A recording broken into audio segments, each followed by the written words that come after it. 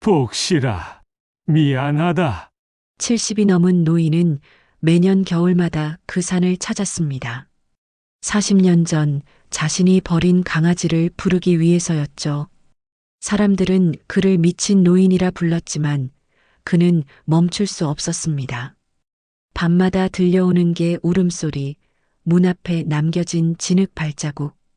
그건 환청일까요? 아니면 정말 누군가 그를 찾아온 걸까요? 그리고 어느 눈 내리는 날 횡단보도에서 트럭이 그를 향해 돌진했습니다. 죽음의 순간 한 노견이 나타나 그를 밀쳐냈고 개는 대신 차에 치여 쓰러졌죠.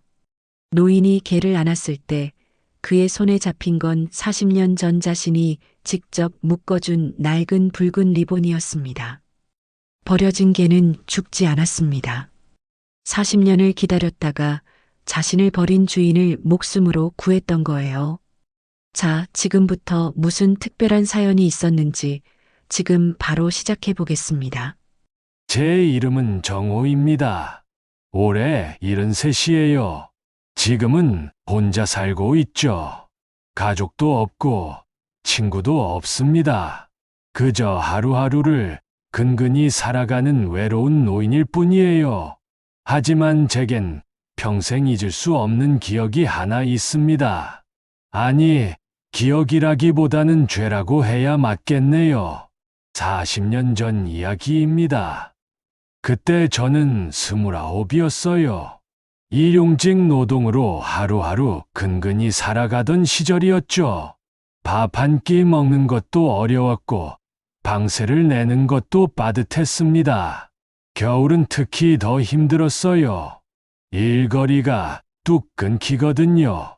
그런 제게 유일한 위로가 있었습니다. 바로 복실이라는 강아지였죠. 복실이를 처음 만난 건 한겨울이었어요.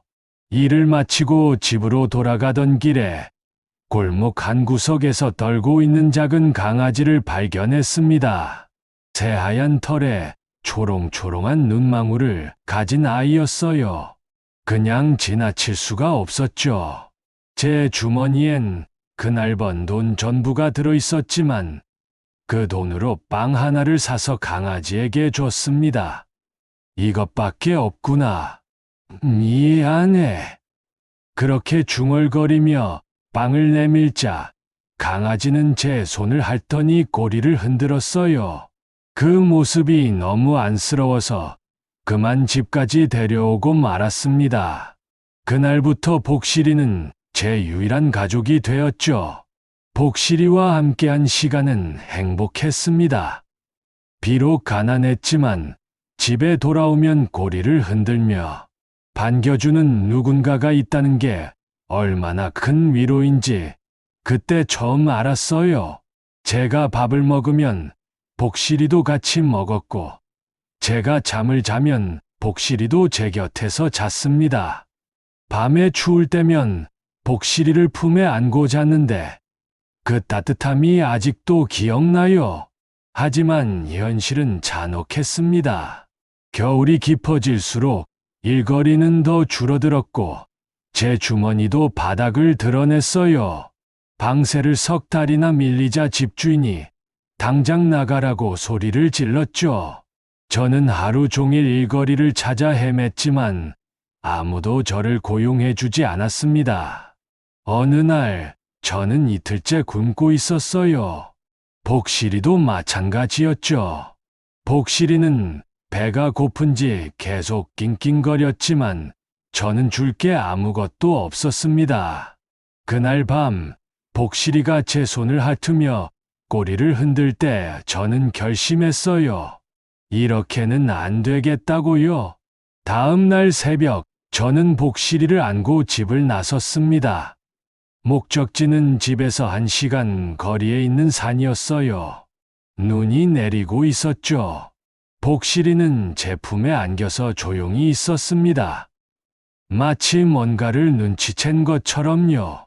산에 도착했을 때 해는 이미 중천에 떠 있었어요. 저는 적당한 곳을 찾아 복실이를 내려놓았습니다.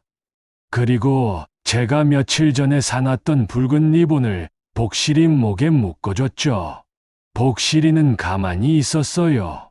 그 눈빛이 아직도 잊혀지지 않습니다. 복실아, 미안하다. 아저씨가 너를 제대로 돌봐주지 못해서 여기서 조금만 기다려. 금방 데리러 올게. 약속할게. 하지만 그건 거짓말이었습니다. 저는 복실이를 버리러 온 거였으니까요. 복실이는 제가 돌아서자 짖기 시작했어요. 처음엔 작은 소리였지만 점점 커졌죠.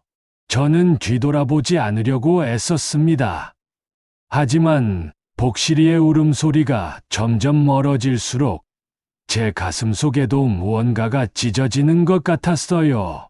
산을 내려오는 내내 복실이의 울음소리가 들렸습니다. 아니, 들리는 것 같았어요. 귓속에서 떠나질 않았죠.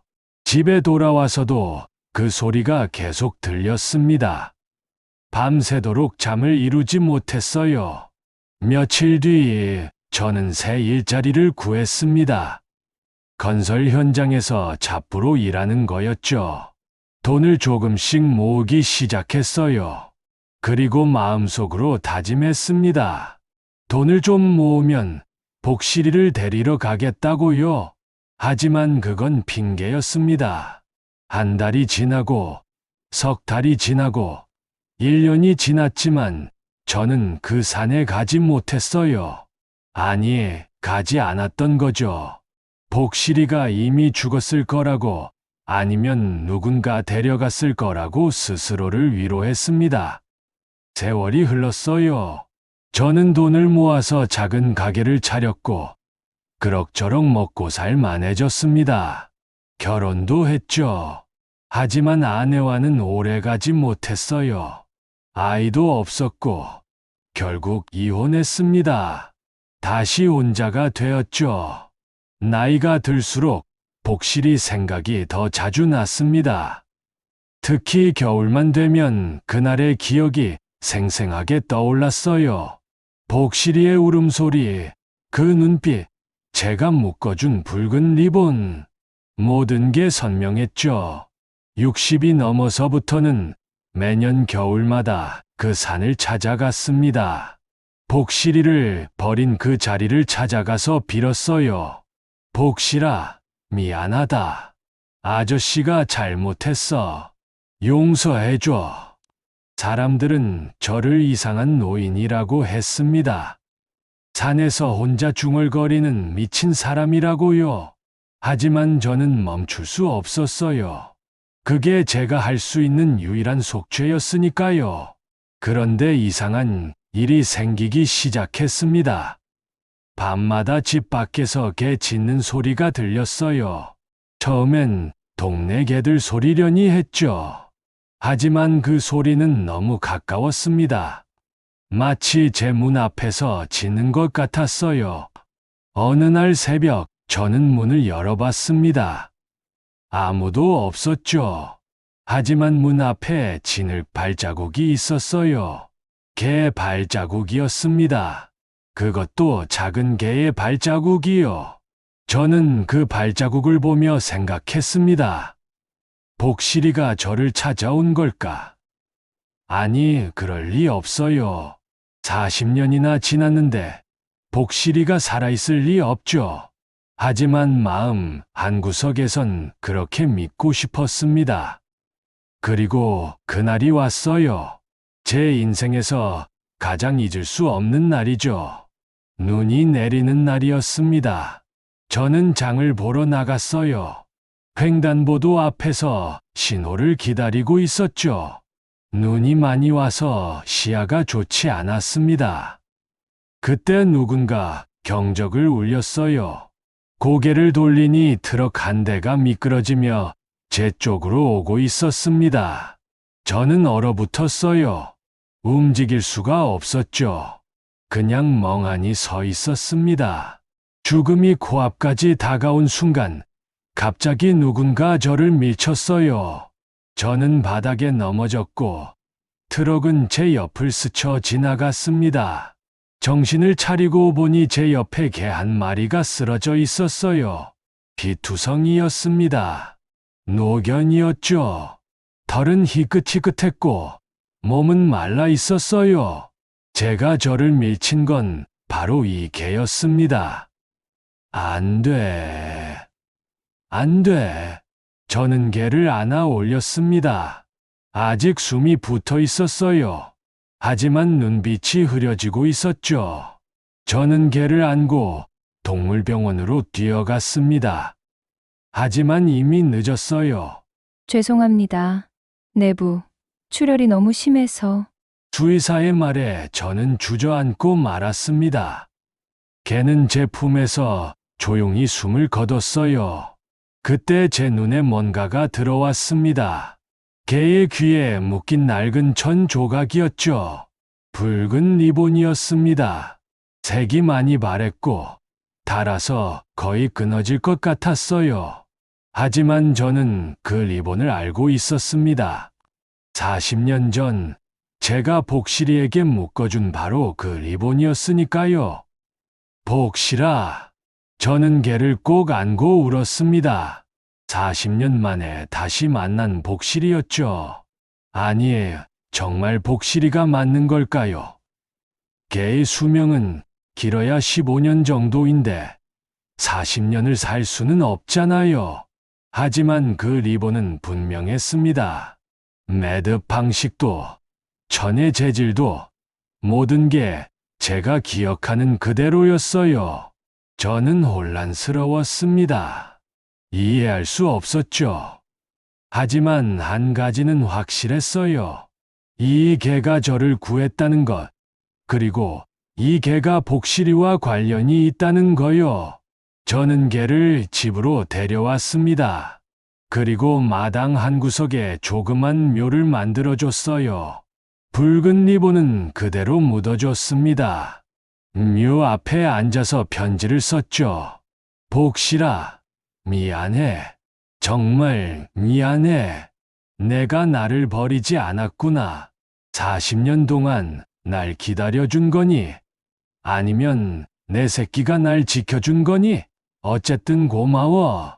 그리고 미안해.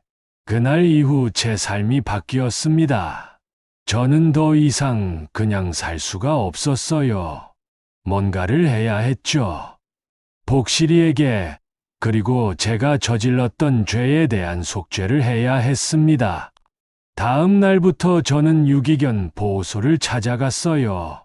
자원봉사를 하고 싶다고 했죠. 보호소 소장님은 저를 반갑게 맞아주셨습니다. 어르신, 감사합니다. 요즘 손이 많이 부족했거든요. 저는 매일 보호소에 나갔습니다. 개들에게 밥을 주고 산책을 시키고 우리를 청소했어요. 힘들었지만 마음은 편했습니다. 이렇게라도 해야 복실이에게 조금이나마 갚을 수 있을 것 같았거든요. 보호소에는 여러 개들이 있었어요. 버려진 개들, 학대당한 개들, 길에서 구조된 개들, 모두 저마다의 사연을 가지고 있었죠. 저는 그 개들 하나하나에게 이름을 지어줬습니다. 너는 초롱이, 너는 달이, 너는 하늘이. 이름을 지어주면 개들이 좋아하는 것 같았어요.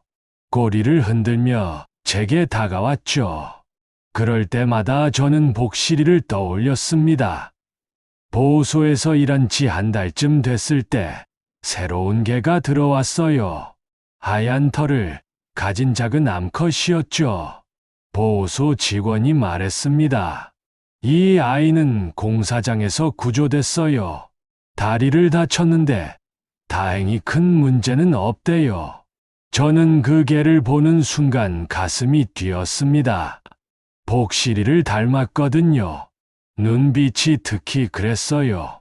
저는 그 개를 순이라고 이름 지었습니다. 순이는 처음엔 사람을 많이 경계했어요. 누가 다가가면 뒤로 물러나곤 했죠.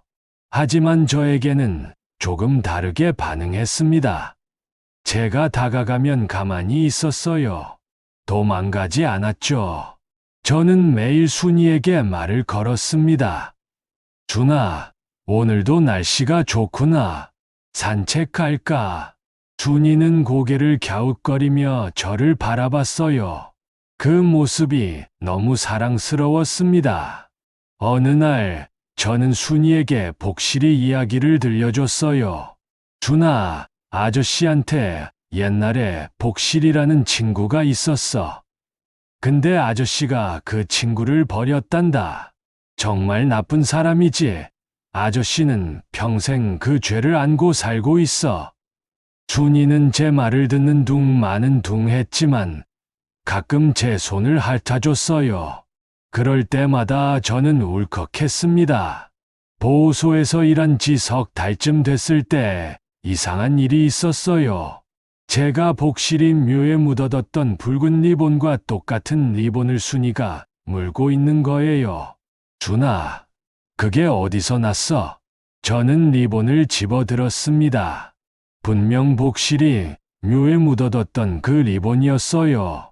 하지만 어떻게 순이가 가지고 있는 거죠? 묘는 제 집 마당에 있는데요. 저는 집으로 달려갔습니다. 복실이 묘를 확인해 보니 흙이 파헤쳐져 있었어요. 누가 판 것 같았죠. 하지만 주변엔 아무도 없었습니다. 그날 밤 저는 잠을 이룰 수가 없었어요. 계속 생각했습니다. 준이가 어떻게 그 리본을 가져올 수 있었을까? 누가 묘를 팠을까? 아니면 제가 잘못 본 걸까? 다음 날 저는 그 리본을 순이 목에 묶어줬습니다. 준이는 가만히 있었어요. 리본이 묶이자 순이가 제 손을 핥더니 꼬리를 흔들었죠. 그 모습을 보며 저는 이상한 느낌을 받았습니다. 마치 복실이가 순이를 통해 저를 용서해 주는 것 같았거든요. 그날부터 순이는 제 그림자처럼 붙어 다녔습니다. 제가 어디를 가든 따라왔어요. 보호소 소장님이 말했습니다. 어르신, 순이가 어르신을 정말 좋아하나 봐요. 입양하시는 게 어때요? 저는 고민했습니다. 다시 개를 키울 자신이 있을까? 또 버리는 건 아닐까? 하지만 순이를 보면 그런 생각이 사라졌어요. 이 아이만큼은 끝까지 책임지겠다고 다짐했습니다. 저는 순이를 입양했습니다. 집으로 데려왔죠. 순이는 처음 보는 집이었지만 전혀 낯설어하지 않았어요. 오히려 익숙한 듯 이곳저곳을 돌아다녔습니다. 순이와 함께 사는 날들은 행복했어요. 아침에 일어나면 순이가 꼬리를 흔들며 반겨줬고 밤에 자면 제 발치에서 잠들었죠. 복실이와 함께했던 그 시절이 떠올랐습니다. 하지만 저는 여전히 죄책감에서 벗어날 수 없었어요. 매일 복실이 묘 앞에서 빌었죠. 복실아, 내가 순이를 보내준 거니? 날 용서해 주는 거니? 겨울이 다가왔습니다. 또다시 그 계절이 온 거예요. 저는 순이를 데리고 복실이를 버렸던 그 산으로 갔습니다. 순이는 산길을 오르는 동안 저보다 앞서 걸었어요. 마치 길을 아는 것처럼요. 드디어 그 장소에 도착했습니다. 40년 전 제가 복실이를 두고 돌아섰던 바로 그 자리였죠. 저는 그 자리에 무릎을 꿇고 울었습니다. 복실아, 미안해. 정말 미안해. 아저씨가 잘못했어. 순이는 제 옆에 앉아서 하늘을 올려다봤어요. 그리고 갑자기 울부짖었습니다. 길고 슬픈 울음소리였죠. 마치 오랜 기다림이 끝났다는 듯한 울음이었어요. 그날 밤, 눈이 내렸습니다. 저는 집으로 돌아왔지만 마음이 편치 않았어요. 뭔가 불길한 느낌이 들었죠. 며칠 뒤, 저는 다시 그 산을 찾았습니다. 복실이 묘를 만들어주고 싶었거든요. 제대로 된 묘를요. 순이도 데리고 갔죠. 하지만 그날 갑자기 눈보라가 몰아쳤습니다. 시야가 보이지 않을 정도로 심했어요. 저는 길을 잃었습니다. 어디로 가야 할지 알 수 없었죠. 순아, 어떡하지? 저는 점점 지쳐갔습니다. 몸이 말을 듣지 않았어요. 추위가 뼛속까지 파고들었죠. 결국 저는 눈 속에 주저앉고 말았습니다. 의식이 흐려졌어요. 이대로 죽는구나, 그렇게 생각했습니다. 그때 순이가 제 얼굴을 핥았어요. 그리고 제 품속으로 파고들었죠. 아, 순아, 미안해. 저는 순이를 꼭 안았습니다.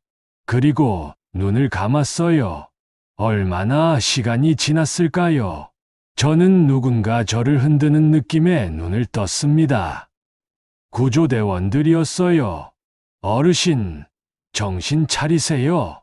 저는 살았습니다. 기적적으로요. 구조대원들은 말했습니다. 어르신, 정말 운이 좋으셨어요. 조금만 늦었어도 큰일 날 뻔했어요. 그나저나 이 개가 어르신을 살린 것 같아요. 어르신 품속에서 체온을 유지시켜줬거든요. 저는 순이를 찾았습니다. 순이는 제 옆에 쓰러져 있었어요. 숨을 쉬고 있었지만 매우 약했죠. 아, 순아. 저는 순이를 안고 병원으로 달려갔습니다. 하지만 수의사는 고개를 저었어요. 어르신, 이 아이가 너무 오래 추위에 노출됐어요. 내장 기능이 많이 약해졌습니다. 더 이상. 저는 순이를 안고 집으로 돌아왔습니다. 순이는 제 품에서 조용히 누워 있었어요. 밥도 먹지 않았고, 물도 마시지 않았죠. 이틀 뒤, 순이는 숨을 거뒀습니다. 제 품속에서요.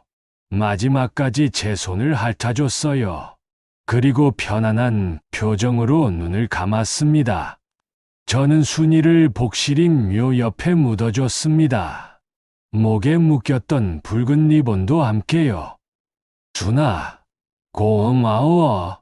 그리고 미안해. 복실이 만나거든 아저씨가 미안하다고 전해줘. 그날 이후 저는 더 열심히 보호소 일을 했습니다. 순이와 복실이를 위해서라도 더 많은 개들을 도와야 한다고 생각했거든요.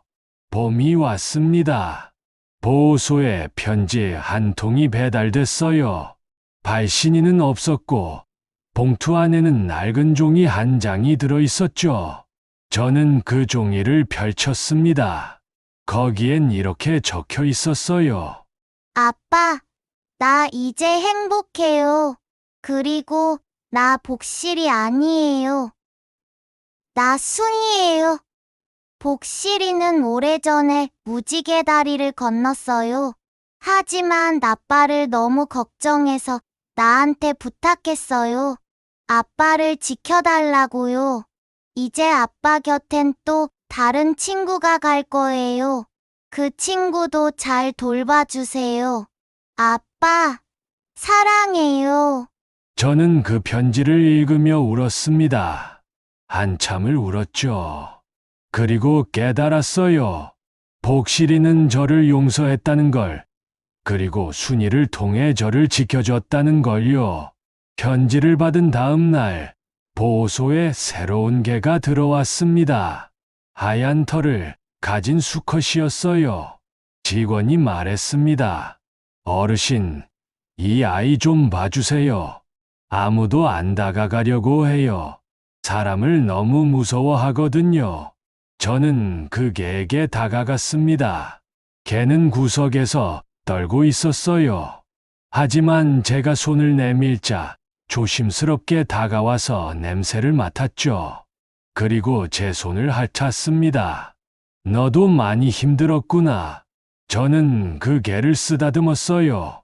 개는 처음으로 꼬리를 흔들었습니다. 저는 그 개에게 이름을 지어줬죠. 너는 희망이야. 희망이는 그날부터 저를 따랐습니다. 순이처럼요. 저는 희망이도 입양했어요. 이번엔 주저하지 않았죠. 희망이와 함께 사는 날들이 시작됐습니다. 매일 아침 산책을 하고 밥을 주고 함께 잠들었어요. 복실이와 순이가 그랬던 것처럼요. 어느 날 저는 희망이를 데리고 그 산을 찾아갔습니다. 복실이와 순이의 묘 앞에 섰죠. 희망이는 묘 앞에 앉아서 조용히 고개를 숙였어요. 복실아, 순아, 봐라. 아저씨한테 새 친구가 생겼어. 이번엔 끝까지 책임질 거야. 약속해. 그날 저는 묘 앞에 작은 팻말을 세웠습니다. 거기엔 이렇게 적었어요.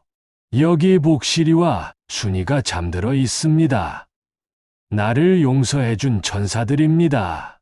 계절이 바뀌었습니다.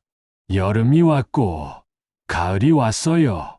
저는 희망이와 함께 매일 보호소에 나갔고 더 많은 개들을 도왔습니다. 하나하나에게 이름을 지어주고 밥을 주고 산책을 시켰죠. 그러던 어느 날 보호소 소장님이 저를 부르셨어요. 어르신, 제가 드릴 말씀이 있어요. 소장님은 낡은 상자 하나를 꺼내셨습니다. 상자 안에는 사진들이 가득 들어 있었어요. 어르신, 이 사진들 좀 보세요. 10년 전에 찍은 건데요. 저는 사진을 하나씩 봤습니다. 보호소의 풍경, 개들의 모습이 담겨 있었죠. 그런데 한 장의 사진이 제 눈길을 끌었어요. 그 사진 속에는 하얀 노견이 보호소 앞에 앉아 있었습니다. 귀에는 붉은 리본이 묶여 있었어요. 이 개가... 소장님이 말했습니다.